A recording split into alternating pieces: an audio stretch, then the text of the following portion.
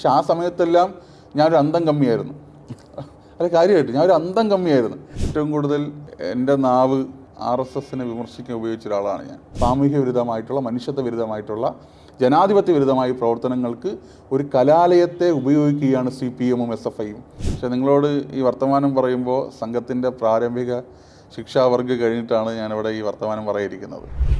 രാഷ്ട്രീയ പ്രവർത്തന രംഗത്ത് പാർട്ടി മാറ്റങ്ങൾ പൊതുവെ സ്വാഭാവികമാണ്. പലപ്പോഴും എന്തെങ്കിലും ഒരു പ്രശ്നങ്ങളുടെ പേരിലോ അങ്ങനെയൊക്കെയാണ് സാധാരണ ആളുകൾ പാർട്ടി വിടാറുള്ളത്. അതേസമയം തന്നെ മറ്റ് രാഷ്ട്രീയ സംഘടനകളെക്കുറിച്ച് പഠിച്ചും അതിനെപ്പറ്റി കൂടുതൽ വായിച്ചും രാഷ്ട്രീയ മാറ്റം സംഭവിക്കുന്നവരും നമ്മുടെ ഇവിടെയുണ്ട്.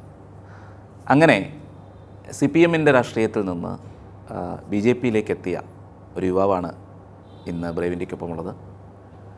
യുവമോർച്ച സംസ്ഥാന ജനറൽ സെക്രട്ടറി ശ്രീ ഗോകുൽ ഗോപിനാഥ്.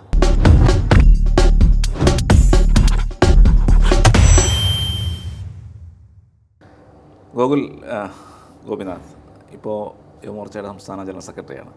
അതായത് ഗോകുൽ BJP-യിലേക്ക് വരുന്ന സമയത്ത് കണ്ട പത്രവാർത്തകൾ, അതായത് CPM ഒട്ടും പ്രതീക്ഷിച്ചില്ല, രാവിലെ CPM ആയിരുന്നു, വൈകിട്ട് BJP ആയി എന്നുള്ള രീതിയിലുള്ള വാർത്തകളൊന്ന് വായിച്ചിരുന്നു. ഈ ഒരു മാറ്റത്തിന് കാരണം എന്താണ്? മാറ്റത്തിന് ഉള്ള പ്രധാന കാരണം അത് നമ്മുടെ രാജ്യത്ത് തന്നെ വെളിവായിട്ടുണ്ട്. നമ്മുടെ ഭാരതം, നമ്മുടെ രാജ്യം എങ്ങനെ ചിന്തിക്കുന്നു എന്നത് നമുക്കൊരിക്കലും അത് മാറി നിന്ന് നോക്കിക്കാണാനൊന്നും കഴിയില്ല. രാജ്യം തന്നെ മാറുന്നുണ്ട്. രാജ്യം BJP-യുടെ ഒരു ശരിയുടെ രാഷ്ട്രീയത്തിലേക്ക് രാജ്യത്തിൻ്റെ ഒരു പൊതു ആയിട്ടുള്ള സ്വഭാവം മാറുന്നുണ്ട്. അപ്പോൾ സ്വാഭാവികമായിട്ട് നമ്മൾ പഠിക്കുന്നവരാണ്, വിദ്യാർത്ഥികളാണ്. അപ്പോൾ പഠിക്കാൻ അവസരമുണ്ടായി. നേരത്തെ ഉണ്ടായിരുന്ന രാഷ്ട്രീയ സംവിധാനത്തിൽ നിന്ന് കുറച്ച് കാലം മാറി നിന്നപ്പോൾ നമുക്ക് കണ്ണ് തുറക്കുന്ന സാഹചര്യം ഉണ്ടായി. അപ്പോൾ നമ്മൾ എല്ലാത്തിനെയും കുറിച്ച് പഠിക്കാൻ തുടങ്ങി.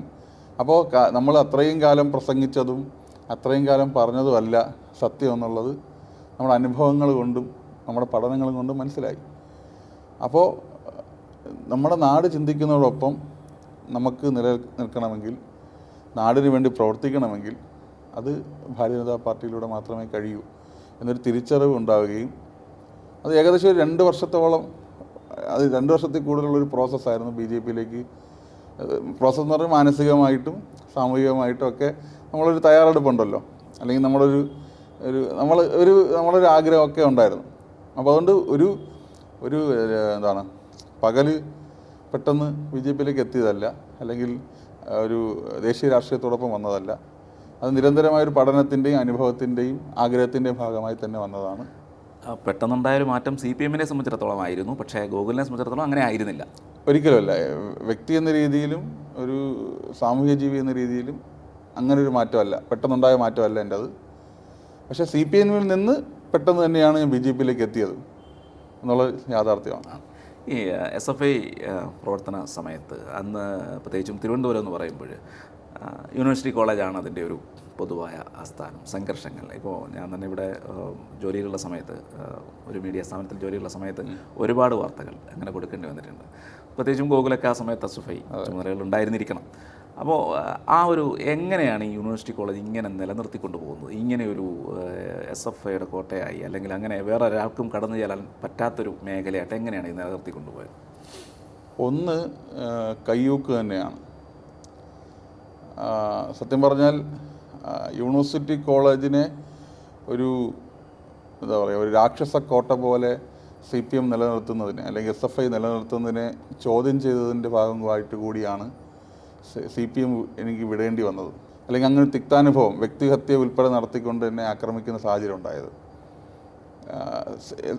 ഈ യൂണിവേഴ്സിറ്റി കോളേജിനെ സംബന്ധിച്ചിടത്തോളം പുറത്ത് SDP-ക്കാരായിരിക്കും, പുറത്ത് KSU-ക്കാരായിരിക്കും, അല്ലെങ്കിൽ പുറത്ത് വേറെ ഏതെങ്കിലും മതമൗലികവാദ സംഘടനകളിൽ പ്രവർത്തിക്കുക, SIO-യിലോ അല്ലെങ്കിൽ ഫ്രട്ടേണിറ്റിയിലോ ഒക്കെ പ്രവർത്തിക്കുന്ന ആളുകളായിരിക്കും. അവർ യൂണിവേഴ്സിറ്റി കോളേജിൽ എത്തിയാൽ SFI ആണ്. ഇതാണ് യൂണിവേഴ്സിറ്റി കോളേജിലെ SFIയുടെ അല്ലെങ്കിൽ ആ ഒരു രീതി അതാണ്. എന്നിട്ട് ഇവർ അവരുടെ രാഷ്ട്രീയം SFIയിലൂടെ ഒളിച്ചു കടത്തും. അതാണ് എൻ്റെ രീതി. രണ്ടാമത്, CPM യൂണിവേഴ്സിറ്റി കോളേജിലെ SFIയെ, അല്ലെങ്കിൽ ഈ തിരുവനന്തപുരം നഗരത്തിലെ SFI സംവിധാനത്തെ അവരുടെ ഒരു താൻകോയ്മ നിലനിർത്താൻ വേണ്ടിയും അവരുടെ സാമ്പത്തിക പിരിവുകൾക്ക് വേണ്ടിയും അവരുടെ നഗരത്തിലെ ശക്തി കേന്ദ്രമായി ഒക്കെ നിലനിർത്തുന്ന ഒരു സാഹചര്യമാണ്.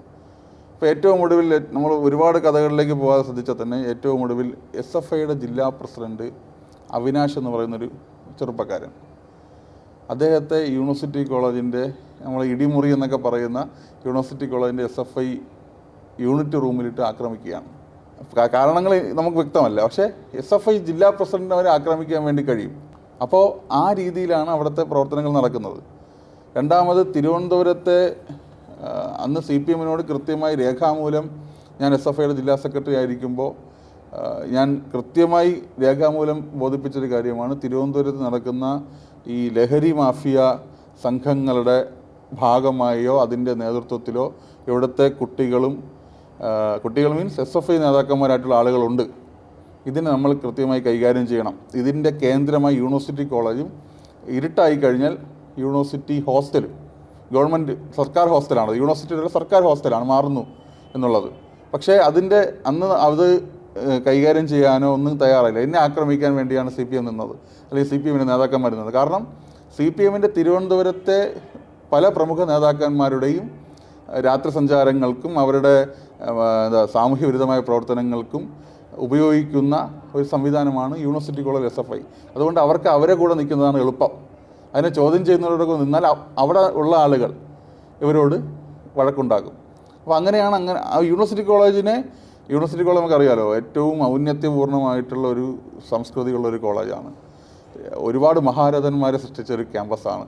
നമ്മുടെ തിരുവനന്തപുരം നഗരത്തിൻ്റെ ഒരു ഒരു കിരീടം പോലെ നിൽക്കേണ്ട ഒരു ക്യാമ്പസാണ്. പക്ഷേ നമ്മളെ സോഷ്യൽ മീഡിയയിലാണെങ്കിലും നമ്മുടെ ഇൻ്റർനെറ്റിലാണെങ്കിലും യൂണിവേഴ്സിറ്റി കോളേജിൽ നിന്ന് നമ്മളൊന്ന് ടൈപ്പ് ചെയ്താൽ ഏറ്റവും കൂടുതൽ വരിക സംഘർഷങ്ങളും അല്ലെങ്കിൽ ഏറ്റവും അപസർപ്പക കഥകളും വിദ്യാർത്ഥികൾ അധ്യാപകരെ ആക്രമിക്കുന്നതും തമ്മിലടിക്കുന്നതും കത്തിക്കുത്തും PSC തട്ടിപ്പുകളും ഒക്കെ ആയിരിക്കും യൂണിവേഴ്സിറ്റി കോളേജുമായി ബന്ധപ്പെട്ട് വരിക. അപ്പോൾ നമ്മുടെ ഒരു ഉത്തരവാദിത്വമാണ്, ഒരു സാമൂഹ്യ ജീവി എന്ന രീതിയിൽ, ഈ നാട്ടുകാരൻ എന്ന രീതിയിൽ ആ ക്യാമ്പസിനെ രക്ഷിക്കുക, അതിൻ്റെ ആ ഒരു അതിൻ്റെ ഒരു സംസ്കൃതി നിലനിർത്തുക എന്നുള്ളത് നമ്മുടെ ഉത്തരവാദിത്വമാണ്, നമ്മുടെ ഈ നഗരത്തിൻ്റെ ഉത്തരവാദിത്വം. കാരണം നമ്മുടേതാണത്. SFIയുടെയോ CPMൻ്റെയോ തറവാട്ട് സ്വത്തല്ല ഇതൊന്നും. അപ്പോൾ അതിനുവേണ്ടി ഞാൻ പ്രയത്നിച്ചിട്ടുണ്ട്. പക്ഷെ അത് നമ്മുടെ നിഷ്കളങ്കത കൊണ്ടോ ഞാൻ വലിയ നിഷ്കളങ്കനാണെന്നുള്ളതല്ല, നമ്മളൊരു സത്യസന്ധത കൊണ്ട് നമ്മൾ ചെയ്തതാണ്. ഇപ്പോൾ CPMൽ തന്നെയുള്ള എല്ലാ പാർട്ടിക്കകത്ത് നല്ല ആൾക്കാരുണ്ടല്ലോ, അവരുടെ എല്ലാം ഉപദേശപ്രകാരം ചെയ്തതാണ്. പക്ഷേ ഒരു ഘട്ടം എത്തിയപ്പോൾ അവരാരും നമ്മളങ്ങ് നടുക്കടലിലാവുന്ന ഒറ്റയ്ക്കായി എന്നുള്ളതാണ്. ഈ PSCയുടെ ഒരു ശിവരഞ്ജിത്ത് ഉൾപ്പെടെയുള്ള അതൊക്കെ എങ്ങനെയാണ് അതൊക്കെ സാധ്യമാക്കുന്നത്? ഇങ്ങനെ ഒരു പോലീസ് ഇതിങ്ങനെ ഒരു പരീക്ഷയിലൊക്കെ ഒരു ഒന്നാം സ്ഥാനത്ത് വരിക, അതൊക്കെ എങ്ങനെ ഒരു പാർട്ടി അറിയാതെ എന്തായാലും നടക്കില്ലല്ലോ. തീർച്ചയായിട്ടും അത് CPM അറിഞ്ഞുകൊണ്ട് മാത്രമേ നടക്കുകയുള്ളൂ. കാരണം ഒരു മർമറിങ് പോലെ ഒരു ചെവികളിൽ നിന്ന് ചെവികളിലേക്ക് എത്തിയ ഒരു കഥ ഇതൊക്കെ പുറത്തു വരുന്നതിന് മുമ്പ് നമ്മുടെ മുമ്പിലും എത്തിയിട്ടുണ്ടായിരുന്നു. കാരണം നമ്മളതിൽ ഇതിൻ്റെ ചുറ്റും നിൽക്കുന്ന ആൾക്കാരാണല്ലോ. അത് അവിടുത്തെ SFIയുടെ നേതാക്കന്മാർ, പിന്നീട് കത്തിക്കുത്ത് കേസിലൊക്കെ പ്രതിയായിട്ടുള്ള ആളുകളുടെ നേതൃത്വത്തിൽ നിരന്തരമായി, പ്രത്യേകിച്ച് CPO പരീക്ഷകൾക്ക്, സിവിൽ പോലീസ് ഓഫീസർ പരീക്ഷകൾക്കാണ് പ്രധാനമായിട്ടും ഇവരിത് ചെയ്യുന്നത്. അതിന് നേരത്തെ SFIയിൽ യൂണിവേഴ്സിറ്റി കോളേജിൻ്റെ നേതാക്കന്മാരായിരുന്ന ആളുകളുടെ സഹായം അതിനുണ്ടാവുന്നുണ്ട്. കാരണം ഇത് ഈ പറയുന്ന പേരുകാരും അവരൊന്നും പേരിനെ ഉപയോഗിക്കാൻ ആഗ്രഹിക്കുന്നത്, അവരൊക്കെ ജീവിച്ചു പൊയ്ക്കോട്ടെ.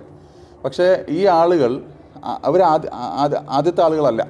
ഒരുപാട് ഘട്ടം ഈ പറയുന്ന രീതിയിൽ ചോദ്യപേപ്പറുകൾ നേരത്തെ ലഭിക്കുകയും അല്ലെങ്കിൽ അതിൻ്റെ ഉത്തരം ആ നിമിഷം അവരിലേക്ക് എത്താനുള്ള സാങ്കേതിക വിദ്യയും സഹായവും ഒക്കെ ഈ സ്ഥാപനങ്ങളിൽ നിന്നൊക്കെ ഉണ്ടാവുകയും അതിനെല്ലാം മറയായി CPM കൂട്ടുനിൽക്കുകയും ചെയ്തത് ഒരു വട്ടമല്ല.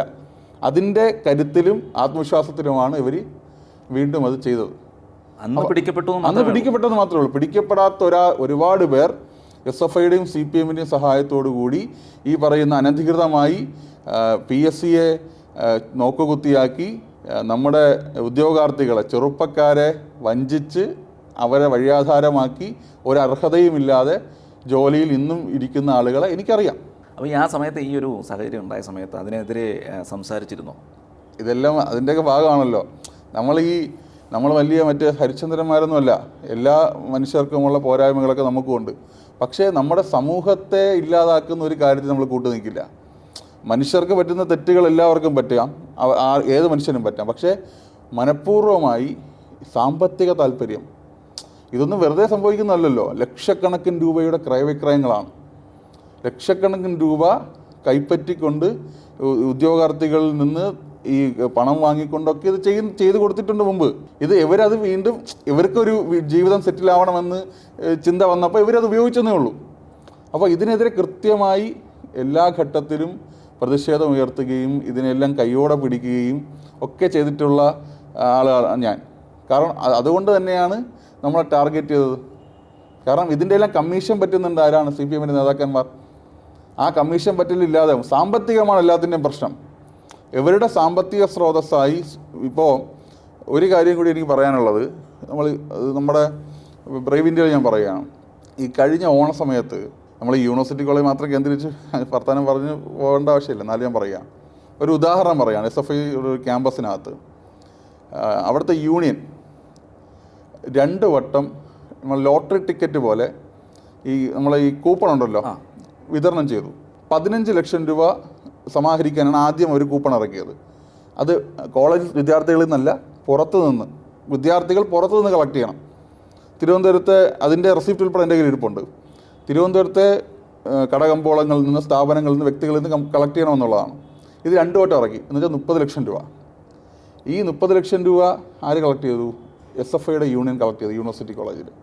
പക്ഷേ ഇതുവരെ ഇതിനകത്ത് ഇവർ കൊടുത്തിട്ടുള്ള വാഗ്ദാനം പോലെ ഒരു സാമഗ്രികളും ഉപകരണങ്ങളും സമ്മാനങ്ങളും അവിടുത്തെ വിദ്യാർത്ഥികൾ കിട്ടിയിട്ടില്ല. ഇതിൻ്റെ വലിയ പ്രതിഷേധവും അമർഷവുമുണ്ട്. CPM എനിക്ക് തോന്നുന്നു ഇപ്പോൾ പിരിച്ചുവിടുന്നതിൽ ഉൾപ്പെടെ കാരണമായിട്ടുള്ള ഇതാണോ അല്ലയോ എന്നുള്ളത് പരിശോധിക്കണം. പക്ഷേ 30 ലക്ഷം രൂപ ഇതൊരു ഉദാഹരണമാണ്. പുറത്തു നിന്ന് പബ്ലിക് ഫണ്ടിങ് നടത്തി, പബ്ലിക്കിൽ നിന്ന് ക്രൗഡ് ഫണ്ടിങ് നടത്തി പൈസ തട്ടിക്കൊണ്ടു പോകുന്ന രീതിയാണ് യൂണിവേഴ്സിറ്റി കോളേജിലുള്ളത്. ഇത് മാത്രമല്ല, അവിടുത്തെ പെൺകുട്ടികളുടെ ആഭരണങ്ങൾ, അവരുടെ പണം ഒക്കെ അപഹരിക്കുന്ന ഒരു കൊള്ളസംഘമാണ് യൂണിവേഴ്സിറ്റി കോളേജിനകത്ത് കാലാകാലങ്ങളായിട്ടുള്ളത്. അത് അവസാനിപ്പിക്കണമെങ്കിൽ നമ്മളൊരു സാമൂഹികമായിട്ടുള്ള ഒരു മുന്നേറ്റം ഇതിനെതിരെ ഉണ്ടായേ പറ്റുള്ളൂ. കാരണം നമ്മുടെ നഗരഹൃദയത്തിലിരിക്കുന്ന ക്യാമ്പസാണ്. നമ്മുടെ ഈ സംസ്ഥാന തലസ്ഥാനം എന്താണെന്ന് ലോകം വിലയിരുത്തുന്നത് ഈ നഗരത്തിൽ നടക്കുന്ന ഓരോ പ്രവർത്തനങ്ങൾ അടിസ്ഥാനപ്പെടുത്തിയാണ്. ഇവിടെ നടക്കുന്ന ഇത്തരം പ്രവർത്തനങ്ങളാണ് സാമൂഹ്യ വിരുദ്ധമായിട്ടുള്ള, മനുഷ്യത്വ വിരുദ്ധമായിട്ടുള്ള, ജനാധിപത്യ വിരുദ്ധമായ പ്രവർത്തനങ്ങൾക്ക് ഒരു കലാലയത്തെ ഉപയോഗിക്കുകയാണ് CPM-ഉം SFI-യും. അതിന് നമ്മൾ അവസാനിപ്പിച്ചേ മതിയാവുള്ളൂ. അത് നമ്മുടെ ഉത്തരവാദിത്തമാണ്, നമ്മുടെ സാമൂഹികമായിട്ടുള്ള ഓരോ പൗരൻ്റെ ഉത്തരവാദിത്തമാണ്. ഈ ഇടിമുറി എന്നൊക്കെ പറയുന്ന സംഗതികൾ ഉണ്ടോ? നമ്മളാരും അതിനകത്ത് കയറിയിട്ടില്ല. പക്ഷേ അങ്ങനെയൊക്കെയുള്ള സംഭവങ്ങൾ ഈ പറയുന്നത് സത്യമാണോ? ഇടിമുറികൾ ഉണ്ടോ എന്നുള്ളത് നിലവിലെ SFI നേതാക്കന്മാരോട് തന്നെ ചോദിച്ചാൽ മതി. കാരണം ഏറ്റവും കൂടി ഇടി കിട്ടിയിട്ടുള്ള അവർക്ക് തന്നെ ആയിരിക്കും.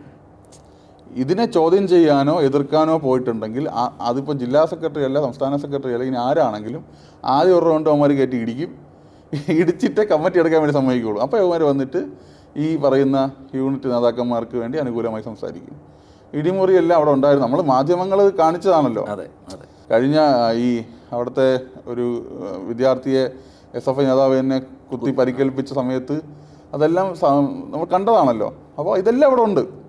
ഈ ഇടിമുറികൾ ഇല്ലാതാക്കാൻ വേണ്ടി ഇപ്പോൾ ജിഷ്ണു പ്രണോയ് എന്ന് പറയുന്ന ചെറുപ്പക്കാരൻ കൊല്ലപ്പെട്ടപ്പോൾ ഇടിമുറികൾ ഇല്ലാതാക്കാൻ വേണ്ടി SFI വലിയ ക്യാമ്പയിൻ നടത്തി. പക്ഷേ യഥാർത്ഥത്തിൽ SFI ഉള്ള ക്യാമ്പസുകളിലാണ് യഥാർത്ഥമായി ഇടിമുറികളുള്ളത്. SFI സ്വയം വിചാരിച്ചാൽ മതി ഇത് ഇല്ലാതായിക്കോളും.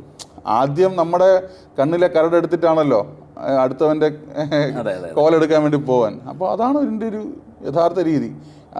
SFI ഉള്ളിടത്താണ് ഇടിമുറികൾ ഉണ്ടാകുന്നത്. കാരണം ജനാധിപത്യത്തെ ഇല്ലാതാക്കിക്കൊണ്ട് മാത്രമേ, നിങ്ങൾ ശ്രദ്ധിച്ചാൽ മതി, SFI നിലനിൽക്കുന്ന ക്യാമ്പസുകളിലെല്ലാം അവരുടെ അപ്രമാദിത്വമാണ്. വേറൊരാളെ വളരാൻ സമ്മതിക്കില്ല, നോമിനേഷൻ കൊടുക്കാൻ സമ്മതിക്കില്ല, ജനാധിപത്യ പ്രക്രിയയുടെ ഭാഗമാകാൻ വേണ്ടി സമ്മതിക്കില്ല. ജനാധിപത്യ പ്രക്രിയ യഥാർത്ഥമായി നടക്കുന്നിടത്തെല്ലാം SFI പരാജയപ്പെട്ടുകൊണ്ടിരിക്കുകയാണ്. വിദ്യാർത്ഥികൾ SFIയിൽ നിന്ന് അകന്നുകൊണ്ടിരിക്കുകയാണ്. അതിനെല്ലാം കാരണം ഇതാണ്. യാഥാർത്ഥ്യം തിരിച്ചറിയുന്നു. നമുക്ക് തന്നെ അറിയാമല്ലോ, ഒരു ഘട്ടത്തിൽ CPM-ൻ്റെ ഇന്ന് നമ്മൾ കാണുന്ന ഈ നേതാക്കന്മാരെല്ലാം SFIയിലൂടെ കടന്നു വന്നവരാണ്. പക്ഷേ ഇന്ന് എത്ര പേര് SFIയിൽ നിന്ന് CPM നേതാക്കന്മാരാകുന്നുണ്ട്? കുറേ അലറൽ വീരന്മാരായിട്ടുള്ള ആളുകളല്ലാതെ ഏറ്റവും മെറിട്ടുള്ള തൂക്കുകാരല്ലാത്ത ആളുകൾ CPM-ലേക്ക് SFIയിൽ നിന്ന് വരുന്നില്ല. കാരണം ക്യാമ്പസ് അല്ലെങ്കിൽ ക്യാമ്പസിലെ കോർ വിദ്യാർത്ഥികൾ ജീവിതം രക്ഷപ്പെടണമെന്നും നാട് വളരണമെന്നും ആഗ്രഹിക്കുന്ന പുതിയ കാലഘട്ടത്തിൽ നമ്മൾ പറയുന്ന ജെൻസി, ജനാൽഫ എന്നൊക്കെ നമ്മൾ പറയുന്ന ആ ചെറുപ്പം അവരൊന്നും SFI ആകുന്നില്ല. SFIയെ കണ്ടിട്ട് SFI കാരണം ഇവർ രാഷ്ട്രീയത്തിലേക്ക് ഇടപെടുന്നില്ല. രാഷ്ട്രീയം എന്ന് പറയുന്നത് SFI ക്യാമ്പസുകളിൽ നടത്തുന്ന ഈ കിരാത ഭരണമാണ് അല്ലെങ്കിൽ കിരാത വാഴ്ചയാണെന്ന് ഇവർ തെറ്റിദ്ധരിക്കുന്നു. അപ്പോൾ ഒരു തലമുറയെ രാഷ്ട്രീയത്തിൽ നിന്ന്, നമ്മുടെ സാമൂഹിക സേവനങ്ങളിൽ നിന്ന് അകറ്റി നിർത്താൻ കൂടി CPM-ഉം SFIയും കാരണമാകുന്നുണ്ട്. ഇങ്ങനെയൊരു ഇപ്പോൾ ഇതൊരു മാറ്റത്തിലേക്ക് വരുമ്പോൾ ആദ്യമായിട്ട് പഠനങ്ങൾ തുടങ്ങുന്ന അങ്ങനെ അതിനുള്ള സാഹചര്യം എങ്ങനെയുണ്ടായി? അതായത് ഇതൊരു നമുക്ക് മനസ്സിലേക്ക് വരണമല്ലോ ഇങ്ങനെയൊരു രാഷ്ട്രീയം. അപ്പോൾ അത് പറഞ്ഞു 2 വർഷത്തെ ഒരു പഠനങ്ങൾ ഉണ്ടായിരുന്നു, അല്ലെങ്കിൽ വായന ഉണ്ടായിരുന്നു. അതിൻ്റെ ഒരു തുടക്കം, ഒരു സ്പാർക്ക് എങ്ങനെയുണ്ടായി? ഈ ദേശീയ പ്രസ്ഥാനങ്ങളുമായി ബന്ധപ്പെട്ട്, പ്രത്യേകിച്ച് BJPയും സംഘവുമായിട്ടൊക്കെ ബന്ധപ്പെട്ട് ആദ്യം ഉള്ള സ്പാർക്ക് തന്നെ എൻ്റെ സുഹൃത്തുക്കളിൽ നിന്നാണ്. അപ്പോൾ ഏറ്റവും വലിയ എപ്പോഴുള്ള എനിക്കെതിരെയുള്ള ഒരു പ്രശ്നം എന്ന് പറയുന്നത് എല്ലാ രാഷ്ട്രീയ സംഘടനകളുമായിട്ടും ബന്ധമുണ്ടെന്നുള്ളതാണ്. പക്ഷെ അത് രാഷ്ട്രീയ സംഘടനകളുമായിട്ടുള്ള ബന്ധമല്ല, എല്ലാത്തിലുമുള്ള ആളുകളുമായി എനിക്ക് സുഹൃത്ത് ബന്ധമുണ്ട്. ഒരു പൊതുപ്രവർത്തനം അങ്ങനെ വേണമല്ലോ. എല്ലാവരുമായിട്ട്, അതിപ്പോഴാണെങ്കിൽ തന്നെ അങ്ങനെയാണ്. എല്ലാവരുമായിട്ടൊരു സമ്പർക്കവും സുഹൃത്ത് ബന്ധവും എപ്പോഴും കാത്തു സൂക്ഷിക്കുന്ന ആളാണ് ഞാൻ. അപ്പോൾ എൻ്റെ വീട്ടിൽ ഒരുമിച്ച് നമ്മൾ കിടന്നുറങ്ങുന്നതും നമ്മൾ പഠിക്കുന്നതുമായിട്ടുള്ള ഒരുപാട് സുഹൃത്തുക്കൾ എപ്പോഴും എൻ്റെ വീട്ടിലുണ്ടാവും. അതിലേറ്റവും കൂടുതലുള്ള AVP-കാരാണ്. അത് എപ്പോഴും അങ്ങനെയാണ്. അത് എൻ്റെ കുറ്റമല്ല. എൻ്റെ കൂടെ ഇരുന്ന് പഠിച്ചതും സ്കൂളിൽ പഠിച്ചതും കോളേജിൽ, ലോ കോളേജിൽ ഒരുമിച്ചുള്ളതായിരുന്ന ആൾക്കാരെല്ലാം AVP-കാരാണ്. അപ്പോൾ അവരുമായിട്ടൊരു സമ്പർക്കമുണ്ട്. പക്ഷെ ആ സമയത്തെല്ലാം ഞാനൊരു അന്തം കമ്മിയായിരുന്നു. അത് കാര്യമായിട്ട് ഞാനൊരു അന്തം കമ്മിയായിരുന്നു. ഏറ്റവും കൂടുതൽ തർക്കിക്കുന്നത്, കാരണം എനിക്ക് ഏറ്റവും സ്വാതന്ത്ര്യമുള്ള ആൾക്കാരത്തെ ഞാൻ തർക്കിക്കാൻ പോവുള്ളൂ, അല്ലെങ്കിൽ ഓക്കെ എന്നൊക്കെ പറഞ്ഞ് അങ്ങ് പോവുകയുള്ളൂ. അപ്പോൾ ഏറ്റവും കൂടുതൽ തർക്കിക്കുന്നത് AVP-കാരുടെ അടുത്താണ്. അപ്പോൾ ഈ തർക്കിച്ച് ഈ പറയുന്ന മറ്റേ സിനിമയിൽ പറയുമല്ലോ, അഴകിയ രാവണനിൽ വെറുത്ത് അവസാനം കുട്ടിശേഖറിന് ഇഷ്ടം തോന്നിയെന്ന് പറയുന്ന പോലെയാണ്. ആ തർക്കങ്ങൾ, ഒരു ഡയലക്റ്റിക്സ് ഉണ്ടല്ലോ. നമ്മൾ സംസാരിക്കുമ്പോൾ ഒരു ആശയം അല്ലെങ്കിൽ 2 ആശയങ്ങൾ തമ്മിൽ ഏറ്റുമുട്ടുമ്പോൾ നമുക്കൊരു ഡയലക്റ്റിക്സ് ഉണ്ട്. ആ ഡയലക്റ്റിക്സിലൂടെയാണ് യഥാർത്ഥ പ്യുവർ സാധനം ഉണ്ടായി വരുന്നത്, അല്ലെങ്കിൽ പ്യുവർ ആശയം ഉണ്ടായി വരുന്നത്, ഒരു മെറിറ്റോറിയസ് ആയിട്ട് ആശയം ഉണ്ടായി വരുന്നത്. അതുപോലെ തന്നെയാണ് എൻ്റെ വ്യക്തിപരമായ അനുഭവം. കാരണം ഞാൻ ഇത്രയും ആത്മാർത്ഥമായിട്ട്, കാരണം ഞാൻ എൻ്റെ ഒരു അറിവ് ഉറയ്ക്കുന്ന, ബുദ്ധി ഉറയ്ക്കുന്നതിന് മുമ്പ് CPM-ൻ്റെ കൊടി പിടിച്ച ഒരാളാണ് ഞാൻ. ആ ചെങ്കൊടി പിടിക്കുന്നത് എൻ്റെ വീട്ടിലൊക്കെ അമ്മ എപ്പോഴും എന്നെ കളിയാക്കും. കാരണം CPM-ൻ്റെ കൊടി ഒരു മറ്റേ നമ്മളെ ട്യൂബ് ഉണ്ടല്ലോ, ഇത് പ്ലാസ്റ്റിക് കമ്പിയിൽ, പ്ലാസ്റ്റിക് ട്യൂബിൽ കെട്ടി എപ്പോഴും ഞാൻ എൻ്റെ ചെവരിലിങ്ങനെ വെച്ചേക്കും. SFIയുടെയും CPM-ൻ്റെയും കൊടി. ഒരു മറ്റേ ഈ സന്ദേശ സിനിമയിൽ നമ്മളെ ശ്രീനിവാസൻ്റെ മുറിയില്ല, അതുപോലെ അതൊരു വികാരമാണ്, അതൊരു ഇഷ്ടമായിരുന്നു. പക്ഷേ അത് ഒരു എസ്തെറ്റിക്സ് അല്ലാതെ, അല്ലെങ്കിൽ കാണുന്നതിലെ ഭംഗിയും നമുക്കുണ്ടാകുന്ന വികാരവുമല്ലാതെ ആ ഒരു രാഷ്ട്രീയം, ആ ഒരു കാര്യം നാടിനൊന്നും കോൺട്രിബ്യൂട്ട് ചെയ്യുന്നില്ല എന്നുള്ളത് എൻ്റെ അനുഭവത്തിൽ നിന്ന് എനിക്ക് മനസ്സിലായി. കാരണം സമൂഹത്തെ നന്നാക്കാൻ, അല്ലെങ്കിൽ സമൂഹത്തിൽ നല്ലത് വരണമെന്ന് ആഗ്രഹിക്കുന്നവരെല്ലാം തിരസ്കരിക്കപ്പെടുകയും ആട്ടിപ്പായിക്കുകയും ചെയ്യപ്പെടുന്ന, അല്ലെങ്കിൽ ഇല്ലാതാക്കപ്പെടുന്ന രാഷ്ട്രീയമാണ് എപ്പോഴും CPM രാഷ്ട്രീയം, അല്ലെങ്കിൽ ഇടത് രാഷ്ട്രീയം. അത് തിരിച്ചറിയാൻ എനിക്ക് തന്നെ ഒരു അനുഭവം വേണ്ടി വന്നു, ഒരു തിക്താനുഭവം വേണ്ടി വന്നു. ഞാൻ ആക്രമിക്കപ്പെടേണ്ടി വന്നു. അപ്പോൾ ഇന്ന് ഞാൻ നോക്കുമ്പോൾ നന്നായി എന്നുള്ളതാണ്. അന്ന് ഞാൻ ആക്രമിക്കപ്പെട്ടില്ലെങ്കിൽ, അന്ന് ഞാൻ വ്യക്തിഹത്യ നടത്തപ്പെട്ടില്ലെങ്കിൽ, അന്ന് CPM എന്നെ ഉപദ്രവിച്ചില്ലായിരുന്നെങ്കിൽ എൻ്റെ ജീവിതം, അല്ലെങ്കിൽ എൻ്റെ സാമൂഹിക കാഴ്ചപ്പാട് എത്ര വികൃതമായി പോയേനെ. ഞാൻ SFIയുടെ ജില്ലാ സെക്രട്ടറി ആവുന്നത് 23 വയസ്സ് കഴിഞ്ഞ് 24-ാമത്തെ വയസ്സിലാണ്.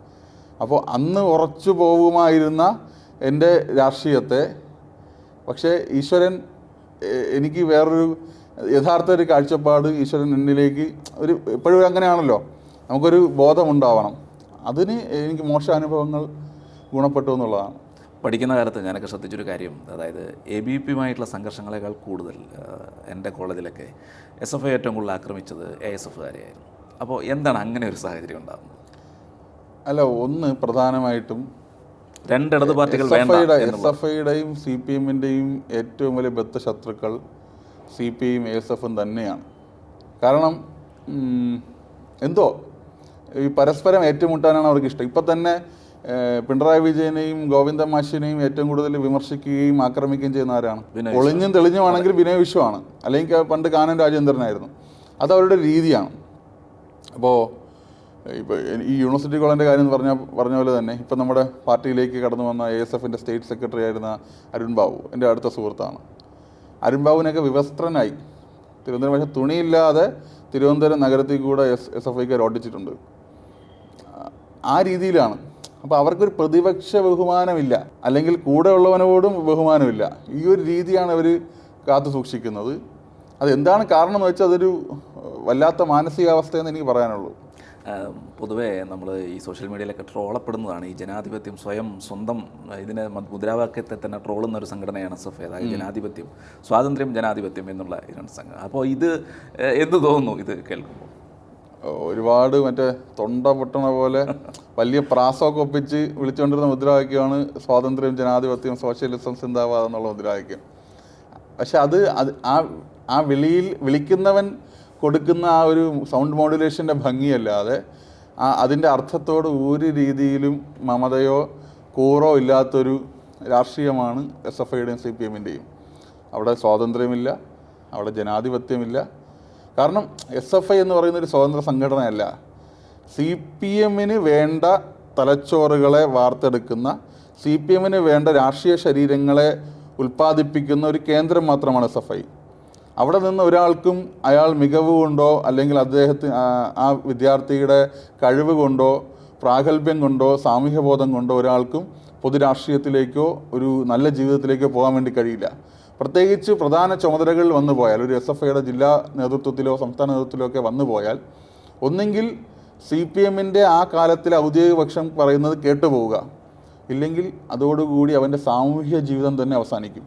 എനിക്ക് എത്ര നൂറുകണക്കിന് ആളുകളെ അറിയാം SFIയുടെ പ്രധാന ചുമതലകളിൽ. സംസ്ഥാന കമ്മിറ്റി മെമ്പർമാർ, ജില്ലാ ഭാരവാഹികൾ, സംസ്ഥാന ഭാരവാഹികളൊക്കെ ആയിരുന്ന കേന്ദ്ര നേതാക്കന്മാരായിരുന്ന ആളുകൾ ഇന്ന് ലണ്ടനിലും അമേരിക്കയിലും UAEയിലും ഒക്കെ CPMനെ ഏറ്റവും കൂടുതൽ വിമർശിച്ച് ആ വിമർശിക്കുന്നവരെ ഹരമായി കണ്ട് ജീവിച്ചു പോകുന്ന ആൾക്കാരുണ്ട്.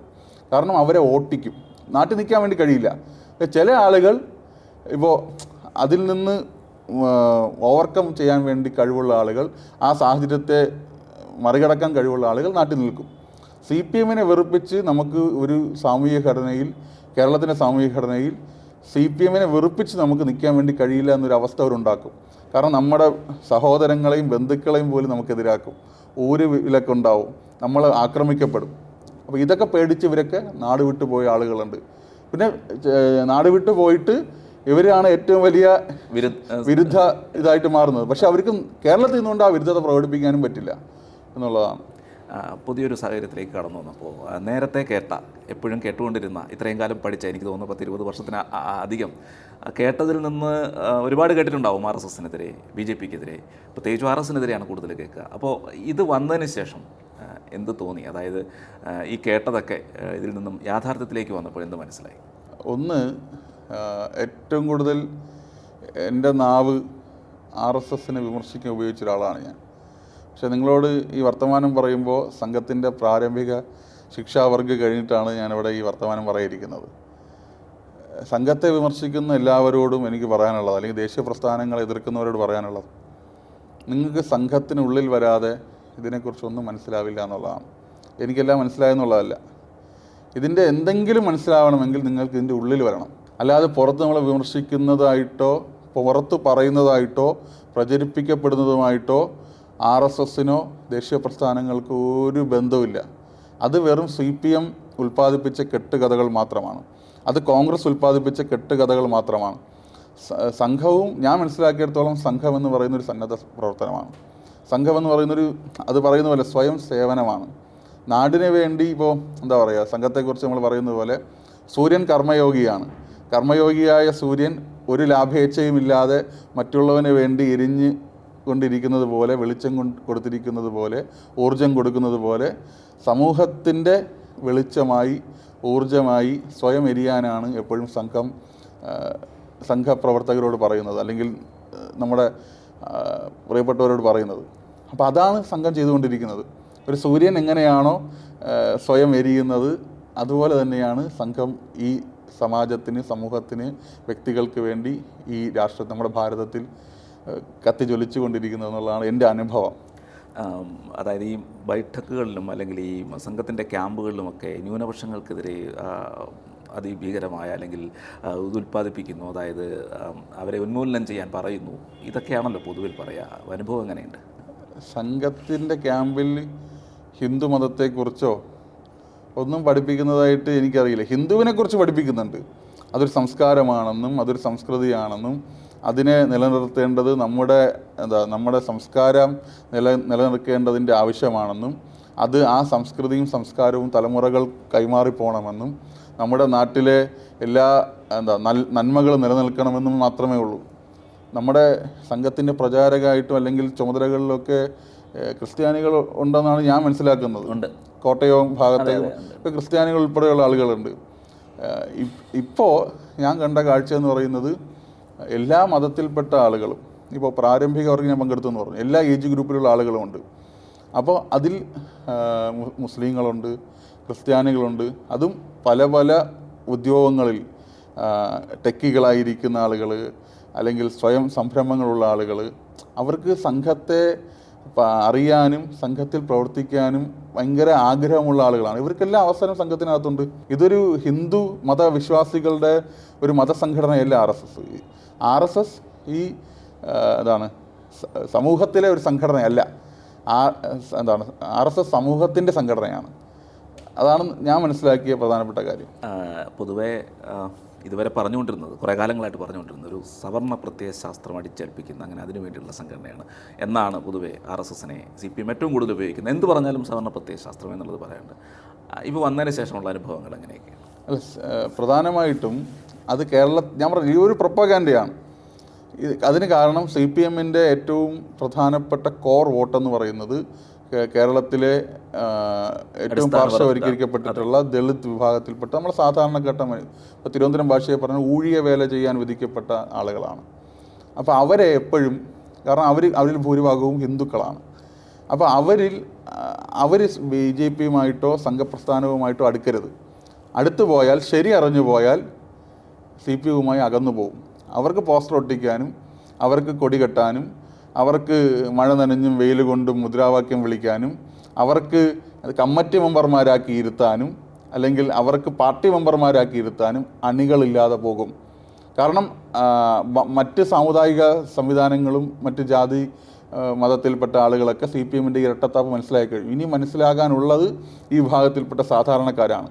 അപ്പോൾ അവർ മനസ്സിലാക്കിക്കൊണ്ടിരിക്കുകയാണ്. അപ്പോൾ അവർക്കൊരു അവരെ ഭയപ്പെടുത്താൻ വേണ്ടിയാണ് RSSലേക്ക് എത്തുകയോ RSSനെ കുറിച്ച് മനസ്സിലാക്കുകയോ അല്ലെങ്കിൽ BJPയെക്കുറിച്ച് മനസ്സിലാക്കുകയോ ചെയ്യുന്നത് ഇല്ലാതാക്കാൻ വേണ്ടിയാണ് CPM അങ്ങനെ ഒരു കഥ മെനഞ്ഞെടുത്തിട്ടുള്ളത്. ഈ സ്ത്രീ ശാക്തീകരണത്തെക്കുറിച്ച് പറയുമ്പോൾ ഏറ്റവും കൂടുതൽ ഉപയോഗിക്കുന്നൊരു ഇതാണ് ഒരു സ്ത്രീ ശാക്തീകരണമാണ്. പക്ഷേ RSSും BJPയും ഒന്നും അതിനെ അനുകൂലിക്കുന്നില്ല, അല്ലെങ്കിൽ അങ്ങനെയാണ്, അതായത് ഒരു പാട്രിയാർക്കൽ സംവിധാനമാണ് നടത്തിക്കൊണ്ടിരിക്കുന്നത് എന്നൊക്കെയാണ് ഏറ്റവും കൂടുതൽ പ്രചാരങ്ങൾ ഉണ്ടാകുന്നത്. ഇപ്പോൾ കേരളത്തിൽ BJPക്ക് 14 റവന്യൂ ജില്ലകളിൽ 30 സംഘടനാ ജില്ലകളിൽ ആണ് ഉള്ളത്. അത്രയും സംഘടനാ ഘടനയാണ്. ഇതിൽ 4 പേര് BJPയുടെ 4 പേര് വനിതാ പ്രസിഡന്റുമാരാണ്. CPMൻ്റെ ഒരു ജില്ലാ സെക്രട്ടറി എങ്കിലും വനിതയുണ്ടോ? അപ്പോൾ CPM പറയുന്നതുമായി അതിൻ്റെ പിറകെ പോയിട്ട് കാര്യമൊന്നുമില്ല. അവർ പറയുന്നതും പ്രവൃത്തിയും രണ്ടായിട്ടുള്ളൊരു രാഷ്ട്രീയ പ്രസ്ഥാനമാണ് CPM. അതുപോലെ തന്നെ ഏറ്റവും കൂടുതൽ സ്ത്രീവിരുദ്ധമായ പരാമർശങ്ങൾ നടത്തുന്ന നമ്മളെല്ലാം കണ്ടില്ലേ, ചില നേതാക്കന്മാരൊക്കെ നമ്മളെ ഈ മൂന്നാറിലൊക്കെ പെൺ ഒരുമ ഇതൊക്കെ നടത്തിയപ്പോൾ അതിനെതിരെല്ലാം പറഞ്ഞ ആളുകൾ ഇതാണ്. അപ്പോൾ സ്ത്രീ ശാക്തീകരണം എന്ന് പറയുന്നത് സ്ത്രീകളെ പൊതുമധ്യത്തിൽ കൊണ്ടുവന്ന് നടപ്പാക്കേണ്ട ഒരു കാര്യമാണ്. BJPയും ചെയ്യുന്ന ഏറ്റവും വലിയ പ്രവർത്തനം എന്ന് പറയുന്നത് നേതൃത്വത്തിലേക്ക് ഏറ്റവും മെറിറ്റോറിയസ് ആയിട്ട്, നമ്മൾ സംവരണം കിട്ടിയത് കൊണ്ട് മാത്രം സ്ത്രീകളെ നേതൃത്വത്തിൽ കൊണ്ടുവന്നിട്ട് പ്രത്യേകിച്ച് പ്രയോജനം ഉണ്ടെന്ന് മനസ്സിലാക്കുന്നില്ല. സംവരണം ഉണ്ടെങ്കിലും ഇല്ലെങ്കിലും, പുരുഷ മേധാവിത്വം ഉണ്ടെങ്കിലും ഇല്ലെങ്കിലും, സ്ത്രീക്ക് സ്വയം സമൂഹത്തിൻ്റെ പൊതുമധ്യത്തിലേക്ക് കടന്നു വരാനുള്ള ഉൾക്കരുത്തുണ്ടാവണം, ആത്മവിശ്വാസം ഉണ്ടാവണം. അതിനുള്ള പ്രവർത്തനങ്ങളാണ് ഭാരതത്തിൽ നരേന്ദ്രമോദിജിയുടെ നേതൃത്വത്തിൽ BJPയുടെ സർക്കാരും കേരളത്തിലും BJPയും സംഘപ്രസ്ഥാനമൊക്കെ നടത്തിക്കൊണ്ടിരിക്കുന്നത്. അത് CPM പറയുന്ന പോലെ ഇരട്ടത്താപ്പിൻ്റെ രാഷ്ട്രീയമല്ല. നമുക്ക് എവിഡൻ്റായിട്ട് റിസർവേഷൻ ഉണ്ടെങ്കിലും ഇല്ലെങ്കിലും സ്ത്രീ മുന്നോട്ട് വരണം. അത് സ്വാഭാവികമായി സംഭവിക്കണം. അതിനുള്ള ഒരു പ്രേരണയും പ്രചോദനവുമാണ് എപ്പോഴും BJP നൽകുന്നത്. പുതിയ രാഷ്ട്രീയ സാഹചര്യങ്ങളിലേക്ക് വരികയാണ്. ഇനിയിപ്പോൾ നിയമസഭാ തെരഞ്ഞെടുപ്പുകളൊക്കെ വരുന്നു. അപ്പോൾ കേരളത്തിലെ ഒരു എന്താണ് യുവമോർച്ച ഇനിയിപ്പോൾ ഉദ്ദേശിക്കുന്നത്? അതായത് പ്രത്യേകിച്ചും കഴിഞ്ഞ 2 വട്ടമായിട്ട് CPM അധികാരത്തിലേറിയതോടുകൂടി DYFI എന്നൊരു പറഞ്ഞൊരു യുവജന പ്രസ്ഥാനത്തിൻ്റെ പ്രസക്തി തന്നെ ഇല്ലാതായി. കാര്യം ഒരു സമരങ്ങളിലും അവരില്ല. കാര്യം സർക്കാരിനെതിരെയാണല്ലോ പലപ്പോഴും ചെയ്യേണ്ടത്, ഇല്ല. പക്ഷേ യുവമോർച്ചയ്ക്ക് അവിടെ വലിയൊരു സ്പേസ് അവിടെയുണ്ട്. അപ്പോൾ എന്താണ് യുവമോർച്ച ജനറൽ സെക്രട്ടറി എന്നുള്ള നിലയിൽ എന്താണ് ഇനിയുള്ള ഭാവി പരിപാടി? കേരളത്തിൽ ഏറ്റവും വലിയ യുവജന വിരുദ്ധ സർക്കാരാണ് പിണറായി വിജയൻ്റെ ഈ LDF സർക്കാർ കേരളം ഭരിക്കുന്നത്. അതുകൊണ്ട് തന്നെ ഏറ്റവും വലിയ യുവജനങ്ങളെ ചേർത്ത് നിർത്തിക്കൊണ്ടുള്ള പ്രവർത്തനങ്ങളായിരിക്കും മുന്നോട്ട് പോവുക. പ്രത്യേകിച്ച് നേരത്തെ സൂചിപ്പിച്ചതുപോലെ യുവാക്കൾ രാഷ്ട്രീയവുമായി അകന്നു പോയിക്കൊണ്ടിരിക്കുകയാണ്. രാഷ്ട്രീയമെന്ന് പറയുന്നത് എന്തോ അവജ്ഞയോടുകൂടി കാണുന്ന ഒരു തലമുറ നമ്മുടെ നാട്ടിൽ വളർന്നു വന്നു കഴിഞ്ഞു. അതിന് കാരണം രാഷ്ട്രീയത്തിൽ സജീവമായി ഇടപെട്ടുകൊണ്ടിരുന്ന, ഞങ്ങളാണ് രാഷ്ട്രീയത്തിൻ്റെ മാർപ്പാപ്പമാർ എന്ന് പറഞ്ഞുകൊണ്ടിരുന്ന ഈ പറയുന്ന യുവജന വിദ്യാർത്ഥി സംഘടനകളും അവരുടെ ഈ CPM നേതൃത്വവും ഒക്കെ സമൂഹത്തിന് കൊടുത്ത കാഴ്ചപ്പാടിൻ്റെയും സമൂഹത്തിലുണ്ടാക്കിയ ഈ സാഹചര്യങ്ങളുടെയൊക്കെ ഭാഗമായിട്ടാണ് യുവമോർച്ച കേരളത്തിൽ യുവാക്കളിലേക്ക് എത്തുന്നത്. ഇപ്പോൾ യുവാക്കൾ യുവമോർച്ചയിലേക്ക് എത്തണം എന്നുള്ളൊരു വാശിയൊന്നും യുവമോർച്ചയ്ക്കില്ല. ഞങ്ങൾ യുവമോർച്ച യുവാക്കളിലേക്ക് പോവുകയാണ്, അവരുടെ ആവശ്യങ്ങളിലേക്ക് പോവുകയാണ്, അവരുടെ ആകുലതകളിലേക്ക് പോവുകയാണ്. ഇപ്പോൾ ഞങ്ങളതിന് കാണുന്നത് എന്താണോ യുവാക്കൾക്ക് ആവശ്യമായിട്ടുള്ള കാര്യങ്ങൾ, അവരുടെ മനസ്സിലെ ആഗ്രഹങ്ങൾ, അത് നടപ്പാക്കാൻ സാധിക്കുന്ന, അതിന് സഹായകരമായിട്ടുള്ളൊരു സർക്കാർ ഈ രാജ്യം ഭരിക്കുന്നുണ്ട്. അപ്പോൾ യുവാക്കൾക്ക് അനുകൂലമായ ആ സാഹചര്യത്തെ അവർക്കൊപ്പം നിന്നുകൊണ്ട് പ്രയോജനപ്പെടുത്തി അവരുടെ സ്വപ്നങ്ങളെ കൈപിടിപ്പിക്കാനുള്ള അത് സമരങ്ങൾ മാത്രമല്ല, അത് പല രീതിയിൽ പുതിയ കാലഘട്ടത്തിൻ്റെ സമരങ്ങൾ നമ്മൾ പോയി വലിയ സമരങ്ങൾ വേണ്ടെന്നുള്ളതല്ല, വലിയ സമര കോലാഹലങ്ങൾ മാത്രമല്ല, ഈ പുതിയ കുട്ടികൾക്ക്, യുവാക്കൾക്ക് അവരുടെ മനസ്സിന് ആഗ്രഹിക്കുന്ന രീതിയിലേക്കുള്ള സാഹചര്യങ്ങൾ സൃഷ്ടിക്കുക. പ്രധാനമായിട്ടും കേരളത്തിൽ നിന്ന് ഏകദേശം 70 ലക്ഷം യുവാക്കൾ മറ്റ് രാജ്യങ്ങളിലും സംസ്ഥാനങ്ങളിൽ ജോലി ചെയ്യുന്നൊരു സംസ്ഥാനമാണ് കേരളം. അപ്പോൾ 70 ലക്ഷം പേർക്ക് കേരളത്തിൽ യുവാക്കൾക്ക് ജീവിക്കാൻ കഴിയാത്ത സാഹചര്യമുണ്ട്. അപ്പോൾ അവർക്ക് തൊഴിലവസരങ്ങളും ജീവിത സാഹചര്യവും കേരളത്തിലുണ്ടാവണം. അതിന് എന്ത് ചെയ്യാൻ വേണ്ടി കഴിയും? അതിന് കേന്ദ്ര സർക്കാരിൻ്റെ സ്കീമുകൾ, കേന്ദ്ര സർക്കാരിൻ്റെ നരേന്ദ്രമോദിജിയുടെ BJPയുടെ പദ്ധതികൾ എങ്ങനെ അവരിലേക്ക് എത്താം, അല്ലെങ്കിൽ അവരുടെ അത് എത്താതിരിക്കാൻ സംസ്ഥാന സർക്കാർ നടത്തുന്ന അവരുടെ രാഷ്ട്രീയ ഇടപെടലുകളെ സമരങ്ങളിലൂടെ എങ്ങനെ പ്രതിരോധിക്കാം. അപ്പോൾ ആ തരത്തിലുള്ള ഒരു പുതിയ കാലഘട്ടത്തിൻ്റെ ഒരു പ്രവർത്തനമാണ് യുവമോർച്ച ഏറ്റെടുക്കുന്നത്. അതോടൊപ്പം തന്നെ സമൂഹത്തിൽ പൊടുന്നിനെ ഉയർന്നു വരുന്ന എല്ലാ അനീതികൾക്കെതിരെയും ശക്തമായ പ്രതിരോധവും പ്രതിഷേധവും യുവമോർച്ച നടത്തുന്നത്. അത് നിങ്ങൾ കഴിഞ്ഞ മാസം നിങ്ങൾ കണ്ടതാണ്. തിരുവനന്തപുരത്ത് സെക്രട്ടേറിയറ്റിൻ്റെ മുമ്പിൽ യുവമോർച്ച നടത്തിയ ആയിരക്കണക്കിന് യുവതി യുവാക്കൾ പങ്കെടുത്ത മഹാസമരം. അപ്പോൾ അത്തരത്തിൽ യുവമോർച്ച ശക്തി കാണിക്കുകയും അതോടൊപ്പം ഓരോ മനുഷ്യനിലേക്കും ഓരോ യുവാവിലേക്കും എത്തുന്ന രാഷ്ട്രീയമാണ് യുവമോർച്ച കേരളത്തിൽ നടപ്പാക്കാൻ വേണ്ടി പോകുന്നത്.